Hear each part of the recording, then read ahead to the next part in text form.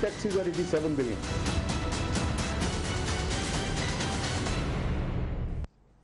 السلام علیکم ناظرین، آپ دیکھ رہے ہیں نسیم زہرا ایٹ۔ سب سے پہلے تو رمضان مبارک کو، عید کا رمضان کا چاند نظر آ گیا، اور خدا کرے کہ یہ مہینہ سب کے لیے بہت ہی عقیدت کا مہینہ ہو، اور جو بھی اس میں عبادت آپ کر سکیں اور جو بھی آپ اس میں خوشیاں سمیٹ سکیں سمیٹیں، اور آپ کے گھر والوں کو پھر سے رمضان مبارک ہو۔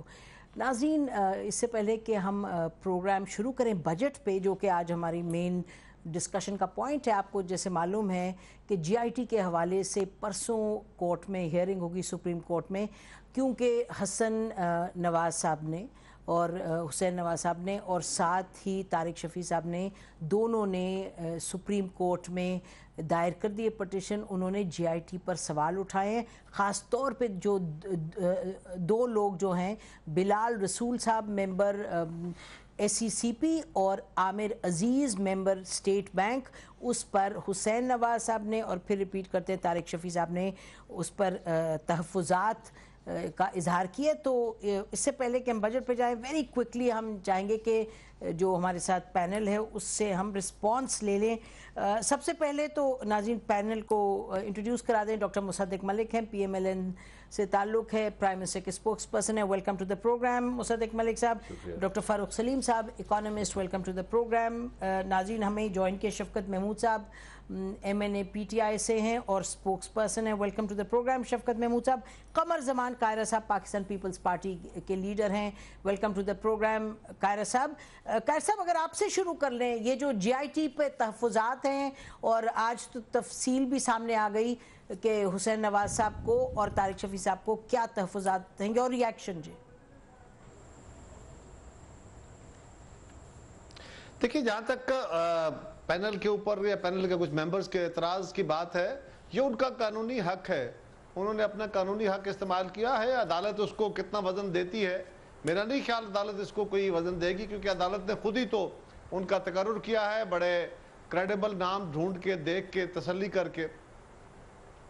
جو طارق شفیع صاحب نے اعتراض کیا کہ مجھے ہراساں کیا گیا ہے، مجھے انسلٹ کی گئی ہے، وہ سمجھ نہیں آئی کہ وہ بات کیسے ہے، کیونکہ وہاں 6 ممبر بیٹھے ہیں، اس کو ایک ہیڈ کر رہے ہیں جو ایڈیشنل ڈی جی ہے ایف آئی اے کے، اس میں آئی ایس آئی کے ایک صاحب ہیں، اس میں ایم آئی کا ایک صاحب ہے، اس میں نیب کے ایک صاحب ہیں، اور 2 یہ احباب ہیں۔ کیا ان کو کسی الگ کمرے میں الگ جا کے انہوں کو دھمکیاں دی ہیں، دھمکایا ہے، یا ان کے باقی 4 ممبران جو ہیں ان کے سامنے انہوں نے یہ دھمکیاں دی ہیں؟ یہ بات سمجھ نہیں آئی۔ یہ دھمکیاں دینے کا اور ان کے اوپر اعتراض کا جب معاملہ اکٹھا دیکھا جاتا ہے تو پھر یوں لگتا ہے جیسے ٹائم گین کرنے کے لیے ایک ایکسرسائز کی جا رہی ہے، یہ فیوٹائل ہوگی۔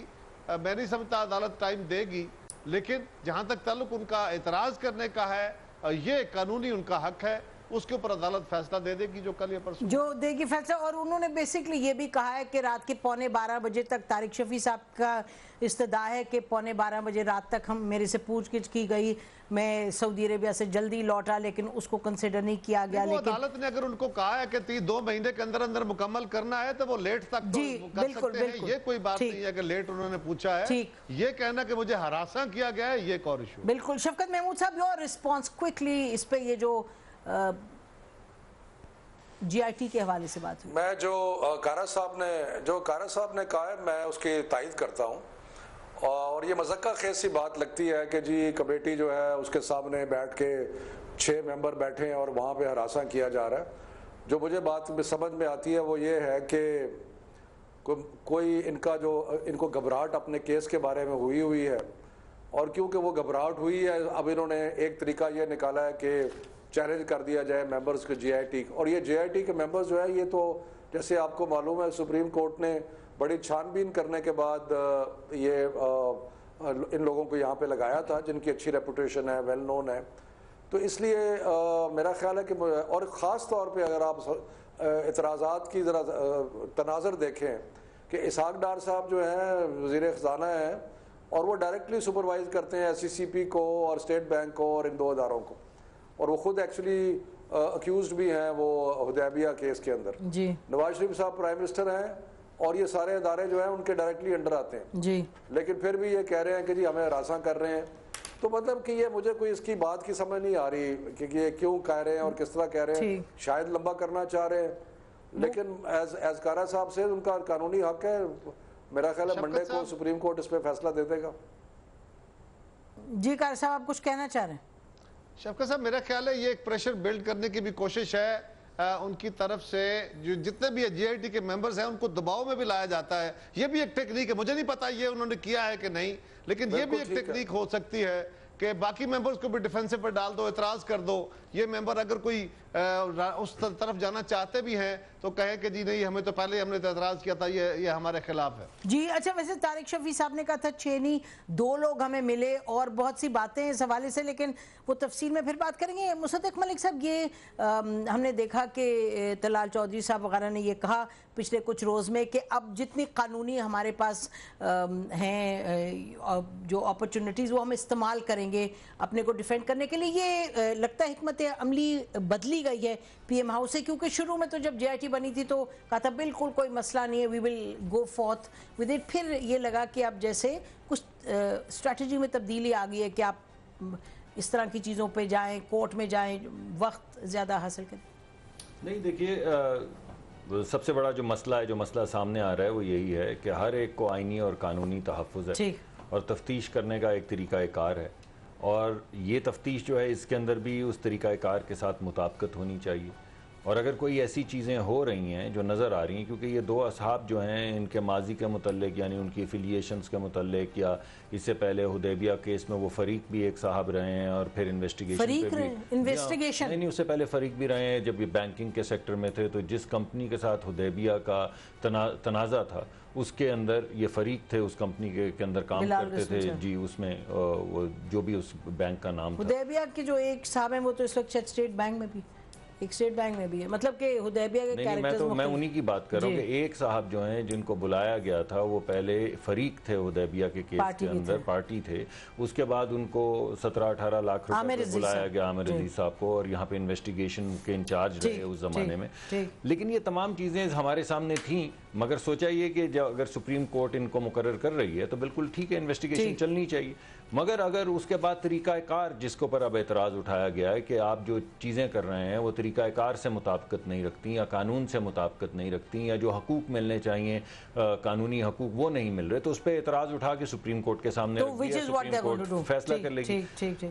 جب آپ کسی کے قانونی حقوق جو ہیں جب آپ تجاوز کرنا شروع کر دیتے ہیں تو پھر وہ کہتا ہے آپ کو کہ بھائی میرے بھی کچھ قانونی حقوق ہیں اور ان قانونی حقوق کا استعمال کیا جائے گا. اور یہی کہا گیا ہے کہ قانون جو حقوق دیتا ہے انہیں استعمال کیا جائے گا, کیونکہ آپ کچھ قانونی حقوق جو ان کو اوپر انفرنج کر رہے ہیں. اچھا انفرنج کر رہے ہیں. فاروق سلیم صاحب, your last word on this very quickly, کیونکہ ظاہر ہے اب جب انویسٹیگیشن. جی بتائیے. جی قاری صاحب. جی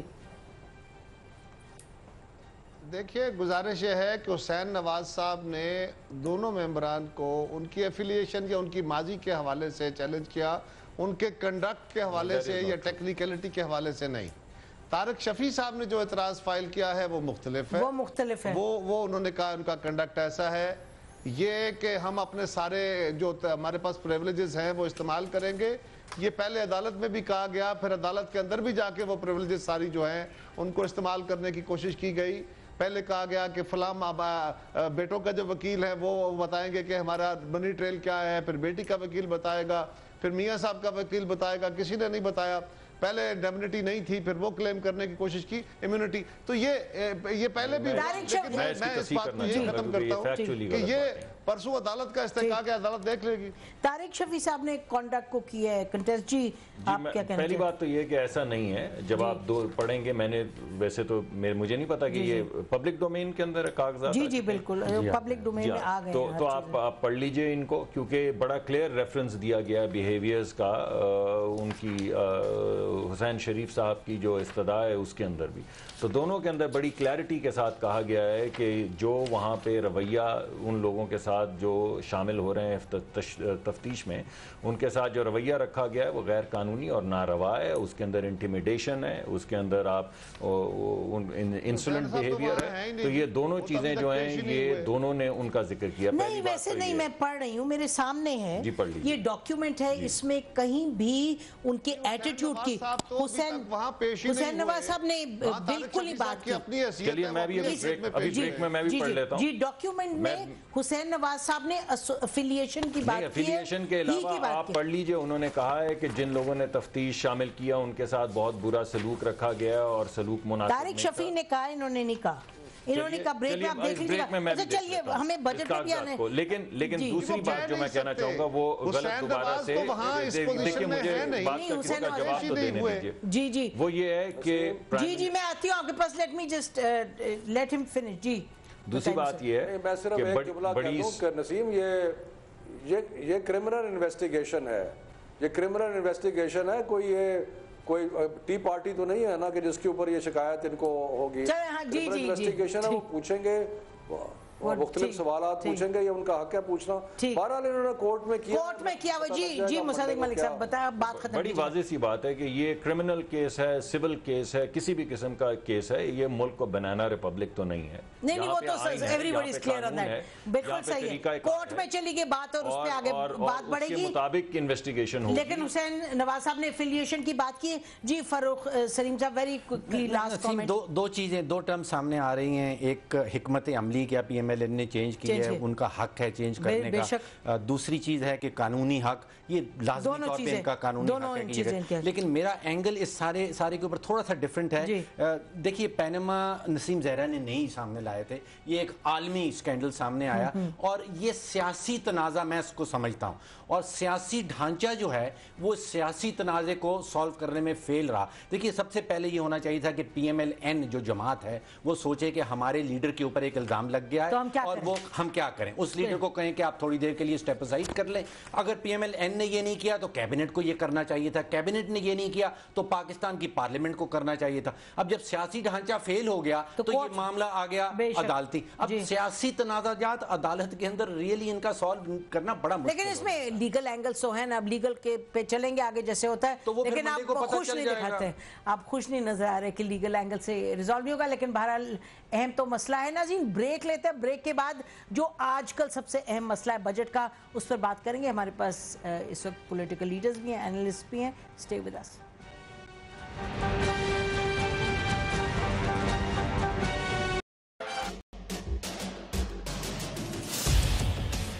इख्तिलाफ से सिर्फ आग नहीं भड़कती, फूल भी खिल उठते हैं कि जो इख्तिलाफ जाती मुफाद से बढ़कर इज्तिमाई नफ़े की खातिर बुलंद होता है, कौमें उसी की रोशनी में आगे बढ़ा करती हैं और सर बुलंद होती हैं। मेरी कौम इस दुनिया में खूब सर बुलंद हो, ये मेरा मसला है जिसके हल की खातिर अरबाबे इख्तियार के नाकिस फरमानों और फैसलों पर मेरा हाथ खुद ब खुद कलम की जानिब बढ़ जाता है और मैं लिखता हूँ इख्तिलाफी नोट।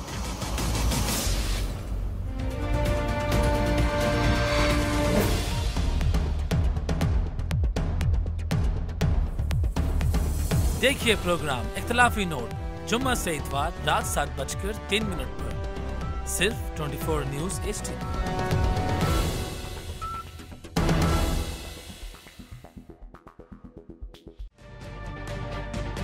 तजुर्बा भी, सोच विचार भी, जहां लाजिम हो वहां तकरार भी। अहम कौमी मसाइल पर होती है बहस DNA में। पेश होती हैं बड़ी खबरें और उनके अंदर की खबर। होती है गहरी सोच विचार, होता है फिर गहरा तज्जिया। यूं बनता है एक programme debate news analysis DNA। हम अवाम हैं या रियाया, हमारे हुकूक की पामाली आखिर कब तक? अरबपति हुक्मरान और फाका का शवाब। क्या गुर्बत नाकाबिले हल मसला है? सियासत बैंक अकाउंट्स की गुलाम क्यों? अवामी सियासत के जमाने क्या हुए? सियासत बराए अवाम या बराए दौलत? हमारी जिंदगी से जुड़े सवालों के जवाब देखिए प्रोग्राम सिचुएशन रूम में। देखिए प्रोग्राम सिचुएशन रूम जुमे से इतवार शाम 7:03 पे सिर्फ 24 न्यूज HD पर।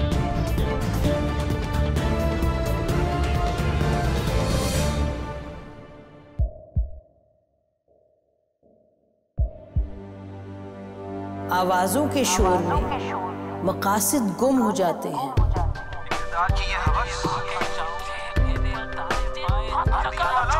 तकरार की तलखी में बात बनती नहीं, बिगड़ती है।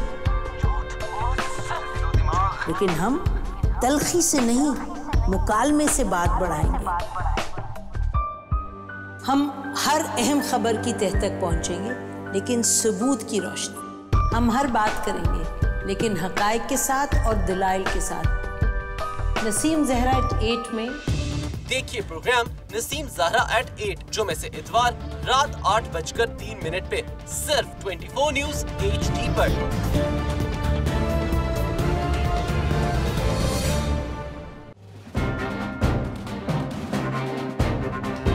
लिखते रहे जुनू की हिकायात खूं चुका,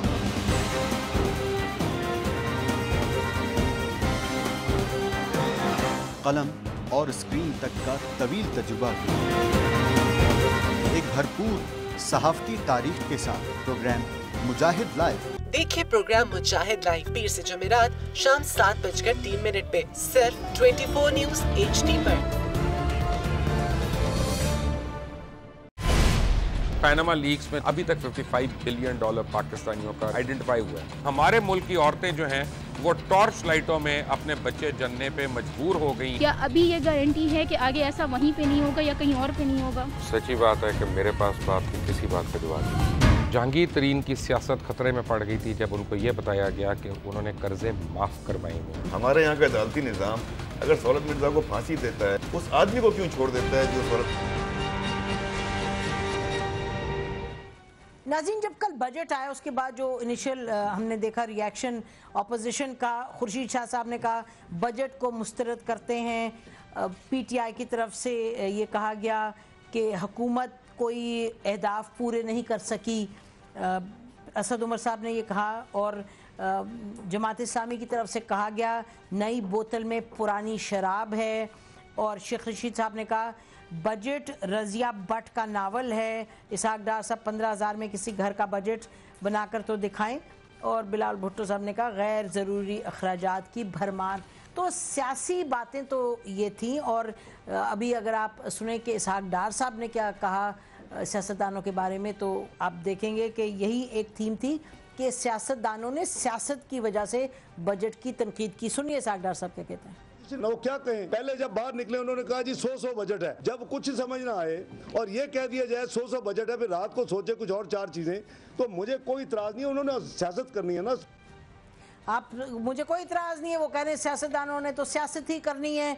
जी शफकत महमूद साहब, सियासतदानों ने तो सियासत ही करनी है। वो एक ओवरऑल बात ये कह रहे हैं कि जी दुनिया मानती है कि हमारा बजट जो है, हमारी परफॉर्मेंस है, बेहतर है। वो कहते हैं मार्केट, स्टॉक मार्केट दुनिया की 5 बेहतरीन परफॉर्मिंग स्टॉक मार्केट्स में है। उन्होंने कहा 2013 में तो हमें कहा जा रहा था पाकिस्तान का दिवालिया होने जा रहा है। उसके मुकाबले में आप देखें ये जो अपोजिशन है, ये अपोजिशन तनकीद बराए तनकीद है।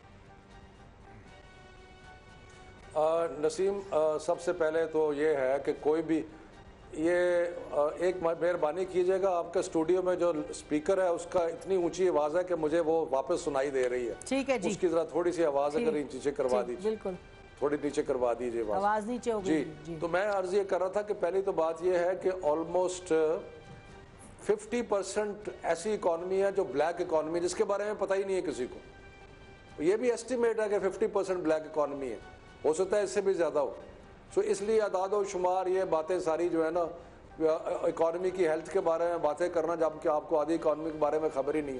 दूसरी बात, जितने भी अहदाफ इनके थे रेवेन्यू कलेक्शन के, बजट होता क्या है कि आपका रेवेन्यू हो, उसके बाद आपका एक्सपेंडिचर होता है और आप उसके अंदर जो कमी है वो देखते हैं कि क्या होती है। इन्होंने जो बजट पेश किया उसके बाद उसमें सारे अहदाफ पुराने जो थे ये मीट नहीं कर सके रेवेन्यू कलेक्शन के, और तकरीबन 1 ट्रिलियन रुपीज़ ان کو بورو کرنا پڑتا ہے، اب بھی ان کو 1 ٹریلین روپی جو ہے وہ بورو کرنا پڑے گا، ٹھیک ہے جی۔ اس کے بعد پرائیویٹ انویسٹمنٹ جو ہے وہ پچھلے 30 سالوں میں اس میں اتنی کمی نہیں ہوئی جتنی کہ اب اس وقت پاکستان میں ہے۔ اس کے علاوہ آپ کا کیونکہ یہ ڈیفیسٹ ہے اور بوروئنگ کرنی پڑتی ہے، ان کی ڈومیسٹک اور ایکسٹرنل بوروئنگ کا یہ حال ہے کہ پاکستان کی جو جب یہ حکومت میں آئے تھے جو فورن ڈیٹ تھی وہ $61 بلین تھی، وہ بڑھ کے اب $76 بلین ہو چکی ہے۔ پاکستان کی تاریخ میں کبھی اتنی بڑی ڈیٹ نہیں ہوئی۔ ٹریڈ ڈیفیسٹ جو ہے ہماری ایکسپورٹس جو ہے وہ 6 بلین ڈاؤن ہو گئی ہیں، امپورٹس بڑھ گئی ہیں۔ کیلکولیشن یہ ہے کہ سال کے اینڈ تک جو ٹریڈ ڈیفیسٹ ہے وہ تقریباً $30 بلین کے قریب ہو جائے گا۔ تو یہ جب صورتحال ہے اور جو وعدے تھے ان کے لوڈ شیڈنگ کا وعدہ تھا، اس وقت 10 سے 12 گھنٹے لوڈ شیڈنگ جو ہے وہ چلی جا رہی ہے۔ کشکول توڑنے کا وعدہ تھا، وہ میں نے آپ کو بتا دیا کہ جو انہوں نے باہر سے قرضے لیے ہیں اور جو انپریسیڈنٹڈ لیول پر ڈومیسٹک اور فورن ڈیٹ ہو گیا، وہ وعدہ تھا ان کا وعدہ تھا کہ ہم اچھی حکومت کریں گے۔ سرکولر ڈیٹ 420 ارب پہ پہنچ گیا ہے، جس میں بہت سارا جو امپیکٹ ہوتا ہے وہ ان کی غلط حکمت عملی، غلط طریقہ کار اور یہ سارا کچھ ہے جس کی وجہ سے سرکولر ہر طرف آپ کو تاریکی نظر آ رہی ہے۔ سٹاک مارکیٹ کو لے کے بیٹھ جاتے ہیں، ہر طرف آپ کو تاریکی نظر آ رہی ہے۔ سٹاک مارکیٹ پاکستان کی بہت چھوٹی ہے، اس کے اندر تھوڑی سی بھی انٹرونشن سے اور کچھ لوگ اس کو مینیپولیٹ بھی کر سکتے ہیں۔ تو یہ تو بڑی ایک ڈسمل پرفارمنس ہے ہماری اکانومی کی، اور میرے پاس تو اور بھی بہت سارے نمبرز ہیں، آپ دوسروں کی بات سن لیں۔ قاہرہ صاحب اتنی ڈسمل ہے جتنی شفقت محمود صاحب کہہ رہے ہیں کوئی اہداف پورے نہیں ہوئے، اور یہ کہہ رہے ہیں کہ جی یہ ٹریڈ ڈیفیسٹ ہے وہ بڑھتا چلا جا رہا ہے۔ پیپلز پارٹی کا بھی کیس کیا یہی ہے؟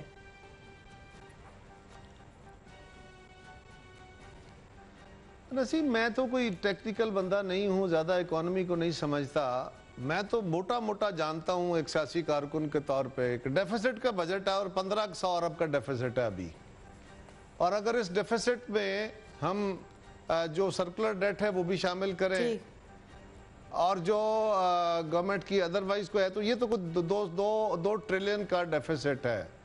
یہ ڈیفیسٹ کے لیے میری دانست میں یا تو نئے ٹیکس تو لگا چکے، اب کیا کریں گے، یا نوٹ چاپیں گے یا قرض لیں گے۔ تو یہ جو بجٹ ہے پہلے تو یہ فرما دیجئے، اس کا اتنا بڑا جو آپ چنک اپ رکھ رہے ہیں وہ ڈیفیسٹ کہاں سے پورا ہوگا، مجھے تو سمجھ نہیں آ رہی۔ اگر قرضہ نہیں لینا، آپ کہہ رہے ہیں بڑا اچھا ہے، آپ کہہ رہے ہیں کہ ہماری زرعی اکانومی جو ہمارے ملک کا بڑا حصہ، بہت بڑا حصہ 70% ہماری ورک فورس اس کا تعلق زراعت سے ہے، وہ اکانومی آپ کی مائنس میں ہے، -0.19% میں اس کی گروتھ گئی ہے پچھلے سال۔ اس سال آپ کیا کر لیں گے؟ آپ کہہ رہے ہیں کہ جی ہم اپنے زرعی میں انسینٹیو دینے کی کوشش تو کی ہے جی، وہ انسینٹیو 341 ارب کا ایک دیا، آپ کو 150 ارب کا ایک دیا، گئے کہاں؟ سوال تو یہی ہے نا۔ اور پھر یہ ہے کہ جو کسان کو آپ قرضہ دے رہے ہیں، جو ایکسپورٹ ری فائنانس انڈسٹری کو ہے وہ 3% ہے، جو آپ انڈسٹری کو قرضہ دیتے ہیں وہ 5 سے 6% ہے، جو آپ پاکستان کے لوگوں کو اپنی سیونگ پہ انٹرسٹ دیتے ہیں بینک وہ 5-5.5% ہے، اور زراعت کے اوپر جو قرضہ دیتے ہیں وہ 15% ہے۔ اس بجٹ میں جو رکھا گیا وہ بھی 9.9%، 50,000 تک 12.5 ایکڑ کے، لیکن کتنے لوگوں کو ملے گا ابھی وہ نہیں پتا۔ یہ ایک اور طریقہ ہوتا ہے بجٹ کا کہ یہ بجٹ میں چیزیں ریفلیکٹ کر دی جاتی ہیں، پروپوز پروجیکشن آ جاتی ہے، ڈسبرسمنٹ کتنی ہوتی ہے یہ بات کا ایشو ہے کہ اگر آپ کے ہاں ریونیو ٹارگٹ آپ کے اچیو نہیں ہو رہے، آپ کا ٹریڈ ڈیفیسٹ ہے، باہر سے چیزیں زیادہ آ رہی ہیں جہاں سے کم جا رہی ہے، آپ کا ڈائریکٹ ٹریڈ جو ہے وہی گر گئی ہے، اور آپ کا بہانہ کیا ہے کہ جی کیونکہ ہماری مشینری زیادہ آ رہی ہے۔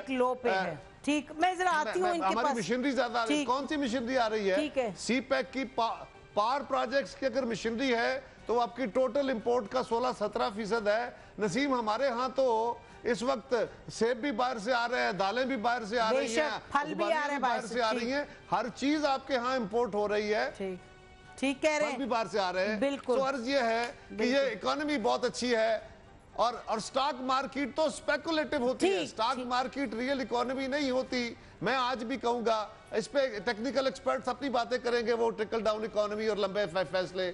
سوال یہ ہے کہ تاجر ہڑتال پہ، مزدور ہڑتال پہ، نرسیں ہڑتال پہ، کلرک ہڑتال پہ، ڈاکٹر ہڑتال پہ، کسان ہڑتال پہ، ملک میں سب اچھا ہے، بجٹ بہت اچھا ہے، بسم اللہ۔ جی اچھا اب بتائیں مصدق ملک صاحب، کچھ تو یہ سارے فیکٹس ہی ہیں، ایکسپورٹ ڈیفیسٹ اور اوور آل بجٹ میں جو ڈیفیسٹ ہے اس کی جو بات کی ہے، بوروئنگ کی بات، یہ تو سارے حقائق ہیں، اس سے تو کوئی انحراف نہیں کر سکتا، تو پھر خوشی کس بات کی؟ دیکھیے موٹی موٹی 3-4 چیزیں ہیں، کیونکہ آپ دو چیزوں کو مکس کر کے ہم بات کر رہے ہیں، ایک تو گورنمنٹ حکومت کی پرفارمنس اور ایک بجٹ، تو دونوں پہ علیحدہ علیحدہ بات کرنی پڑی، کیونکہ ایک پچھلے سال کے لیے اور ایک اگلے سال کے لیے۔ بنیادی طور پہ پچھلے سال سے شروع کرتے ہیں تو موٹی موٹی چیزیں کیا ہوئی ہیں کہ ملک کے اندر اقتصادی ترقی کی شرح جو ہے وہ بڑھ گئی ہے، یعنی آپ جو مرضی کہیں، اگر پیپلز پارٹی کے دور کے اندر، پچھلی حکومت کے دور کے اندر 2% اور 3.7% کے درمیان میں اکانومی بڑھ رہی تھی، تو پچھلے 3 سال سے 4% پہ بڑھ رہی تھی، اور اس دفعہ 5.3% پہ بڑھی ہے۔ حفیظ پاشا تو کہہ رہے ہیں 4% پہ بڑھی۔ حفیظ پاشا صاحب تو کہہ سکتے ہیں، میں بھی ادھر اوپینین تو میں بھی دے سکتا ہوں نا، میں کہہ سکتا ہوں کہ وہ 2% نہیں تھی، وہ تو 0.5% تھی جب پچھلی دفعہ بڑھی تھی، کیونکہ بیورو آف اسٹیٹسٹکس جو تھا وہ سارا پیپلز پارٹی نے ہائی جیک، یہ تو کوئی بات نہیں۔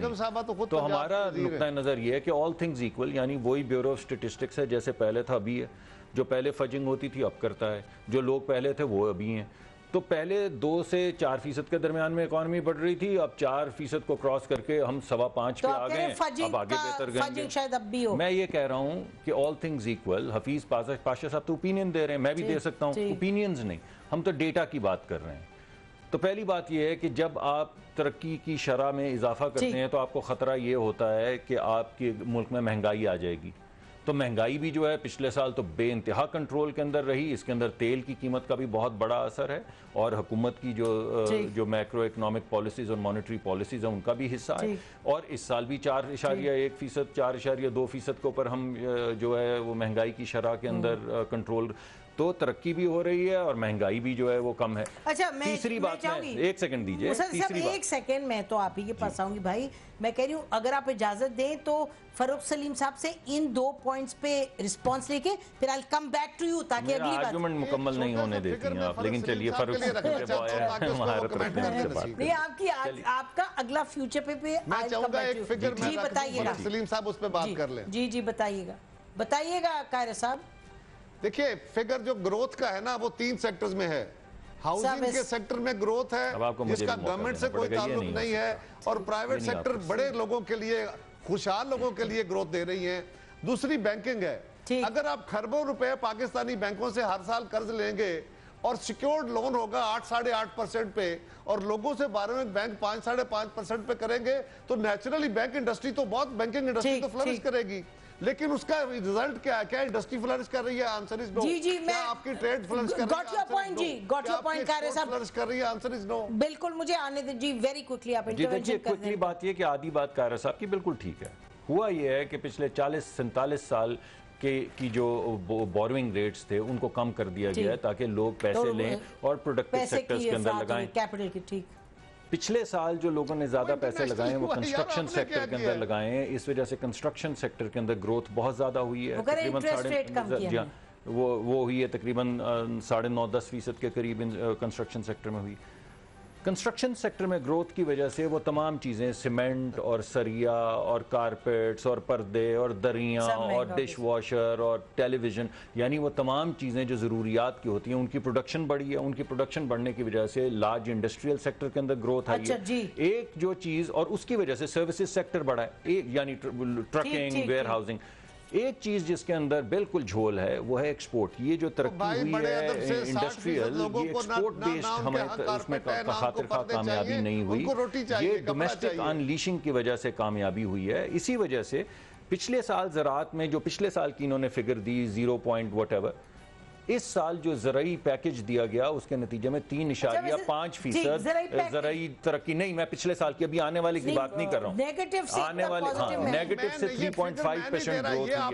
اب وہ جو گروتھ ہوئی ہے وہ گروتھ ہوئی ہے، آپ نہ بھی مانیں گے تو کچھ نہیں ہوگا، گروتھ تو ہوئی ہے۔ جیسے پچھلی دفعہ جب شرنک ہوئی تو آپ مان گئے، जब इस दफा बढ़ी तो आपने कहा अब मैं नहीं मानता, इसी को सियासत कह रहे हैं डार साहब।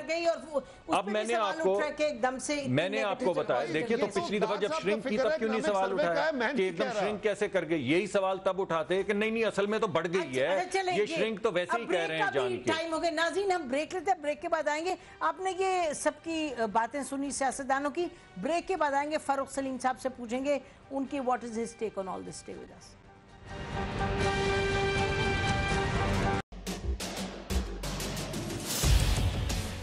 इख्तिलाफ से सिर्फ आग नहीं भड़कती, फूल भी खिल उठते हैं कि जो इख्तिलाफ जाती मुफाद से बढ़कर इज्तिमाई नफ़े की खातिर बुलंद होता है, कौमें उसी की रोशनी में आगे बढ़ा करती हैं और सर बुलंद होती हैं। मेरी कौम इस दुनिया में खूब सर बुलंद हो, ये मेरा मसला है जिसके हल की खातिर अरबाबे इख्तियार के नाकिस फरमानों और फैसलों पर मेरा हाथ खुद ब खुद कलम की जानिब बढ़ जाता है और मैं लिखता हूँ इख्तिलाफी नोट।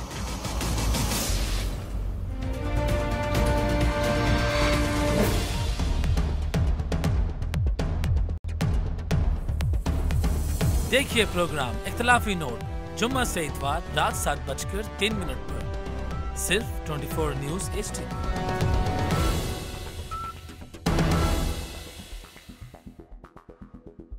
हाल इसके अलावा भी आपको दिखाएंगे तैयारी जमीन पर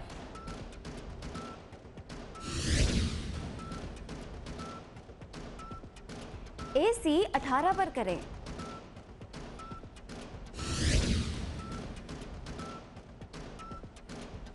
ख्वाजा और कप्तान की एक तान,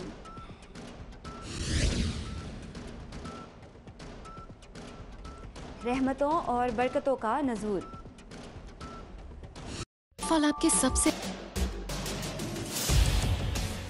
इख्तिलाफ से सिर्फ आग नहीं भड़कती, फूल भी खिल उठते हैं कि जो इख्तिलाफ जाती मुफाद से बढ़कर इज्तिमाई नफ़े की खातिर बुलंद होता है, कौमें उसी की रोशनी में आगे बढ़ा करती हैं और सर बुलंद होती हैं। मेरी कौम इस दुनिया में खूब सर बुलंद हो, ये मेरा मसला है जिसके हल की खातिर अरबाबे इख्तियार के नाकिस फरमानों और फैसलों पर मेरा हाथ खुद ब खुद कलम की जानिब बढ़ जाता है और मैं लिखता हूँ इख्तिलाफी नोट।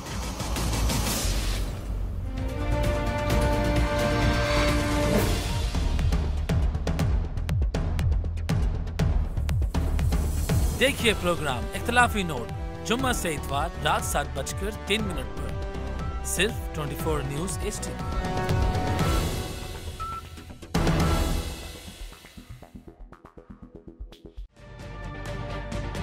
तजुर्बा भी, सोच विचार भी, जहां लाजिम हो वहां तकरार भी। अहम कौमी मसाइल पर होती है बहस DNA में। पेश होती हैं बड़ी खबरें और उनके अंदर की खबर। होती है गहरी सोच विचार, होता है फिर गहरा तज्जिया। यूं बनता है एक programme debate news analysis DNA।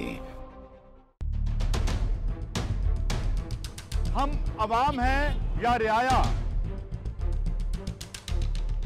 हमारे हुकूक की पामाली आखिर कब तक? अरबपति हुक्मरान और फाका का शवाब, क्या गुर्बत नाकाबिले हल मसला है? सियासत बैंक अकाउंट्स की गुलाम क्यों? अवामी सियासत के जमाने क्या हुए? सियासत बराए अवाम या बराए दौलत? हमारी जिंदगी से जुड़े सवालों के जवाब देखिए प्रोग्राम सिचुएशन रूम में। देखिए प्रोग्राम सिचुएशन रूम जुमे से इतवार शाम 7:03 पे सिर्फ 24 न्यूज़ HD पर।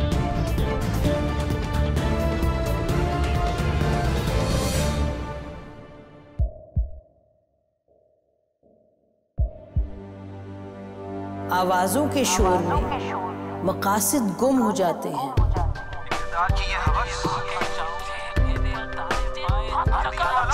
तकरार की तलखी में बात बनती नहीं, बिगड़ती है।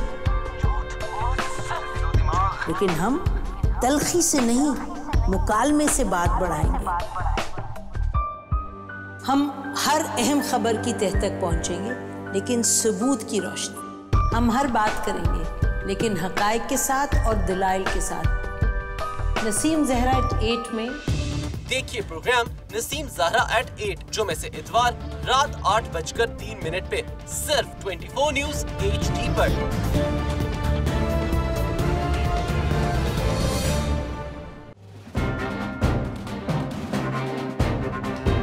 लिखते रहे जुनू की हिकायात खूं चुका,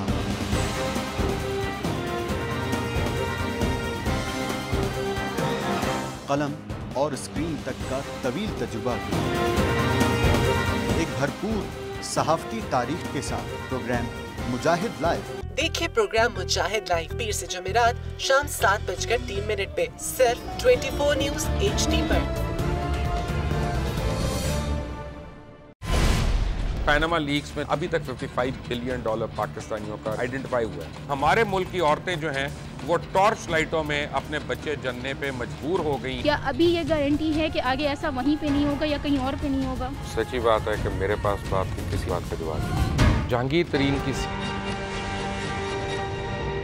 वेलकम बैक नाज़रीन। बात हो रही है बजट पर और आपने सुना कि बड़ी क्लियर चीज़ें हैं। कल बजट में प्रेजेंट भी हुई, इकोनॉमिक सर्वे में भी हुई कि जो अहदाफ थे वो पूरे नहीं हो पाए। और सबसे बड़ी जो बात बार बार उठ रही है वो ये है कि एक्सपोर्ट के हवाले से जो है पाकिस्तान की तारीख में वन ऑफ द लोएस्ट जो ट्रेड डेफिसिट है, इतना सीरियस है, एक्सपोर्ट नीचे की तरफ जा रही। कल भी हमने आपको बताया कि बांग्लादेश और पाकिस्तान को अगर आप कंपेयर करें तो टेक्सटाइल कहाँ 20 अरब के करीब थी, 20 अरब डॉलर के करीब थी कुछ साल पहले, 4 साल पहले। और हमने देखा कि इस साल बांग्लादेश की कोई 40% फरूख सलीम साहब ने कहा बढ़ गई टेक्सटाइल की एक्सपोर्ट और पाकिस्तान की नीचे चली गई। फरूख सलीम साहब, आपने सियासतदानों की बातें सुनी और आपने हुकूमत का डिफेंस भी सुना, तो आप बताएं कि आप इसको किस तरह देखते हैं? How serious is the problem? देखिए नसीम, मैं 21 साल से लिख रहा हूँ अखबार में और 21 साल से ये बजट को बड़े गौर से पढ़ने की,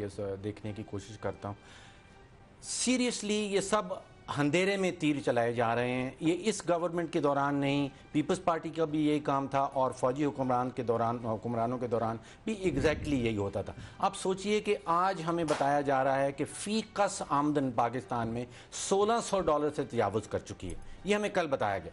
अब आप ज़रा गौर कीजिए कि हमारा जो सेंसस है वो 1998 में लास्ट हुआ। हमें इस वक्त नहीं पता कि पाकिस्तान में कितने बच्चे, बूढ़े, मर्द और औरतें रहती हैं। ये फ़ीकस आमदन का मतलब ये है कि मजमूई आपकी GDP है उसको आप नंबर ऑफ शहरियों से, सिटीजन से डिवाइड कर।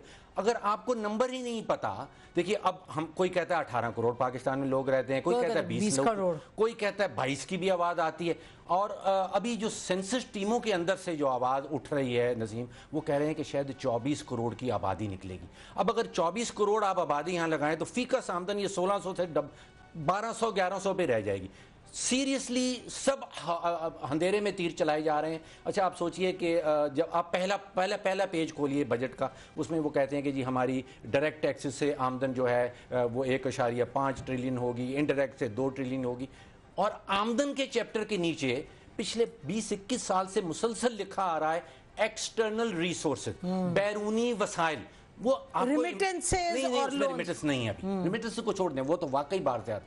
ये बैरूनी वसाइल कहते हैं कि जैसे पाकिस्तान के साथ कोई कनाडा में, अमेरिका में, जापान में पड़े हमने वापस मोला।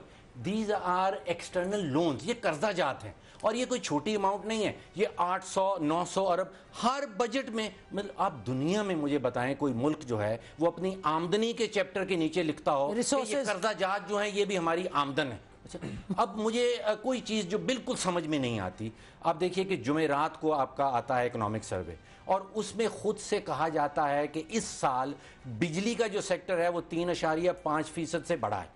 और जुमे को आपका बजट आता है और उसमें बताया जाता है कि हमारी जो मईशत है वो 5.3 से बढ़ गई। معیشت کیا خلا میں بڑھتی چلی جا رہی ہے. آپ کی ملیں لگی ہوں گی, آپ کی دکانیں لگی ہوں گی, ان سب میں بجلی استعمال ہوتی ہے. اور دنیا بھر میں کوئی 90 سے 95% کوریلیشن ہوتا ہے بجلی کا اور آپ کی معیشت کی ایکسپینشن کا.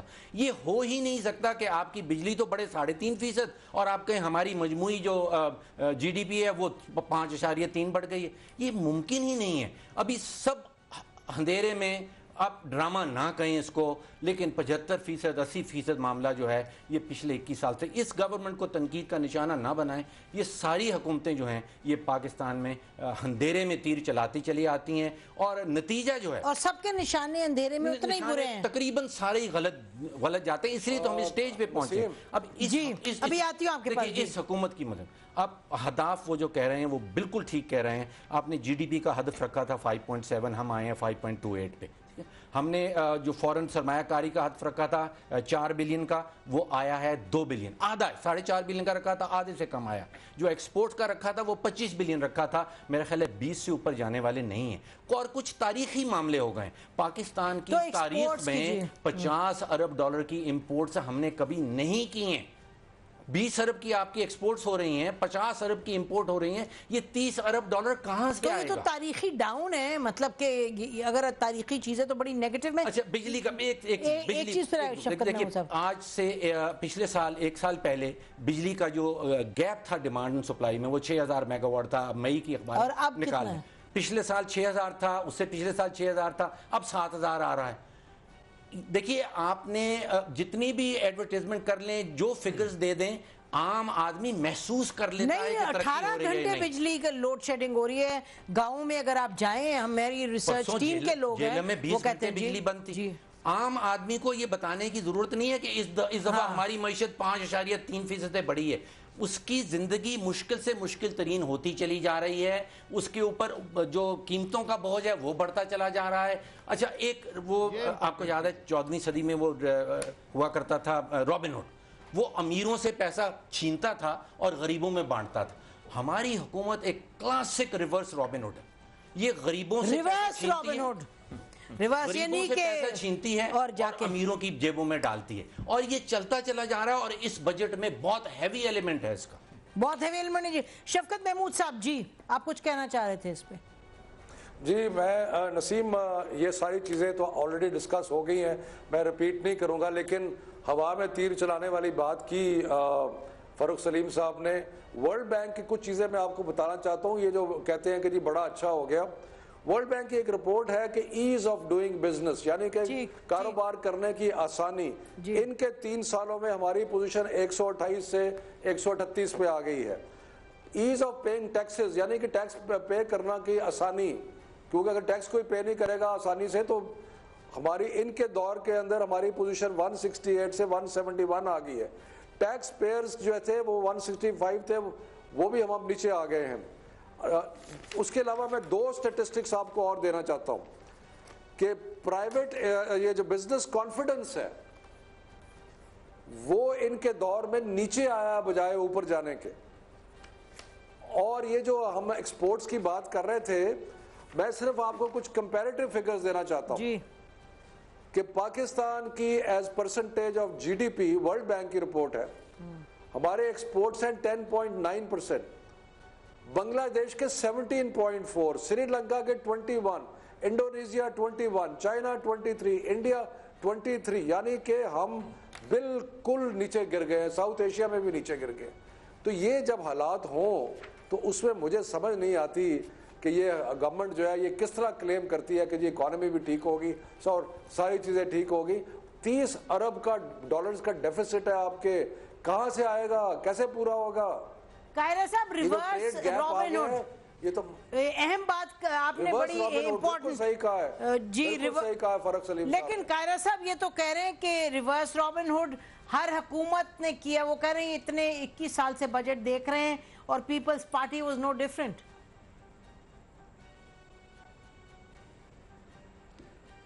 ٹھیک کہہ رہے ہیں, اس لیے کہ ہر گورنمنٹ اپنے بجٹ کو, جتنے بجٹ آئے, کبھی کسی وزیر خزانہ نے کہا ہو ہمارا بجٹ بڑا خراب تھا, ہمارے حالات بڑے خراب ہیں, ہر ایک نے بڑی روزی پکچر پینٹ کی ہے. یہاں تک تو میں ان کی بات سے ایگری کرتا ہوں کچھ گورنمنٹوں کے مجبوریاں ضرور ہوتی ہیں. مطلب ہمارے گورنمنٹ میں 2008 میں ہماری گورنمنٹ آئی, 2008 میں ورلڈ ریسیشن آ گیا, ورلڈ ایپیٹائٹ کم ہو گئی, ہماری ایکسپورٹس کم ہونی چاہیے تھی, اس کے باوجود بڑھ گئی, تو کچھ ہماری اپریشیٹ کر دیجئے. اسی طرح 2 بڑے فلڈ آئے, اس کے باوجود ہماری ایگریکلچر گروتھ بڑھی, اس کو ذرا اپریشیٹ کر دیجئے کیسا تھا کہ نہیں. دوسری گزارش یہ ہے کہ آپ کہہ رہے ہیں پاکستان میں بڑا اچھا ہو گیا, 33% کے قریب ہمارے گھروں کے کرائے بڑھ گئے ہیں, 12.5% ایجوکیشن کے اخراجات بڑھ گئے ہیں, 22% ہیلتھ کے اخراجات بڑھ گئے. یہ اکنامک سروے کر رہا ہے, میں نہیں کہہ رہا. اسی طرح پھر بھی پاکستان میں حالات بڑے اچھے ہیں. نسیم ایک بڑا سمپل کلیہ ہے, یہ جو ہمارا کیپٹلسٹ اکانومی کا, ٹرکل ڈاؤن اکانومی کا, یا جو بھی اس کو کہہ لیجئے, اس اکانومی کا کمال یہ ہوتا ہے کہ یہ middle class and upper middle class کی طرف جاتی ہے, یہ لوور مڈل کلاس سے زیادہ اوپر. یہ جو پور کلاس ہوتی ہے اس کے معاملات کو ایڈریس نہیں کرتی. مثلاً اگر آپ کہہ رہے ہیں کہ جی پاکستان میں ہاؤسنگ سیکٹر بڑا کمال کر گیا, تو ہاؤسنگ سیکٹر 60% پاکستانیوں کے ساتھ اس کا تعلق ہی نہیں ہے. وہ تو غریب اپنے ایک کمرے کے گھر میں رہ رہے ہیں, کرائے گھروں کے افورڈ نہیں کرتے. بے شک ناظرین, سوال یہ ہے کہ آپ جس اکانومی کی باتیں کر رہے ہیں وہ بھی پاکستان کے اوپر 35-40%